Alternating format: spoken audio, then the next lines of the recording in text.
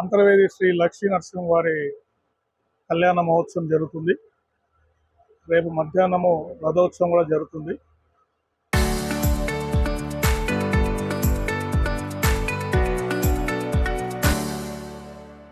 దీని గురించి అన్ని రకాల బందోబస్తు ఏర్పాట్లు చేయడం జరిగింది.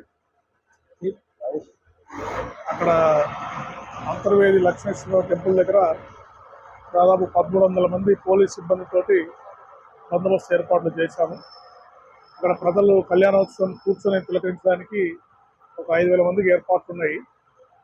మిగతా వాళ్ళందరూ కూడా టెంపుల్ చుట్టుపక్కల 17 ఎల్ఈడి స్క్రీన్స్ ఏర్పాటు చేశారు. అక్కడ నిల్చొని ఎల్ఈడి స్క్రీన్స్ ద్వారా కళ్యాణాన్ని చూడొచ్చు. కళ్యాణం అయిపోయిన తర్వాత బీచ్ దగ్గరికి వెళ్ళి సముద్ర స్నానాలు చేస్తారు.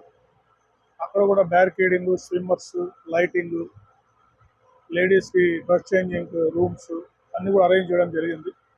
నైట్ టైం కూడా మహిళల భద్రత గురించి కూడా ప్రత్యేకమైన ఏర్పాట్లు చేయడం జరిగింది.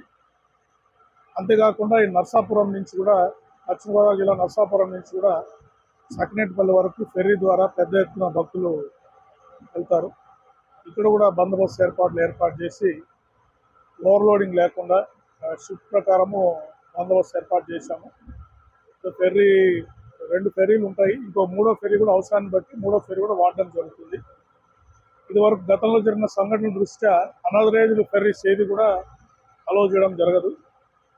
ఓన్లీ అదరేజ్డ్ ఫెర్రీ ఏదైతే ఉందో దాన్ని మాత్రమే భక్తుల కోసమని, ప్రజల కోసమని వాడడం జరుగుతుంది.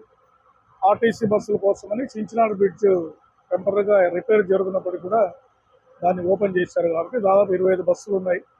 ప్రజలు వాటిని కూడా వాడుకోవచ్చు. చరిత్ర సృష్టించినోడు ఇప్పుడు ఆ చరిత్రని తిరగరాయబోతున్నాడు. అబద్ధాల గోడల్ని బద్దల కొట్టి నిజాలను రాగా మీ ముందుంచబోతున్నాడు.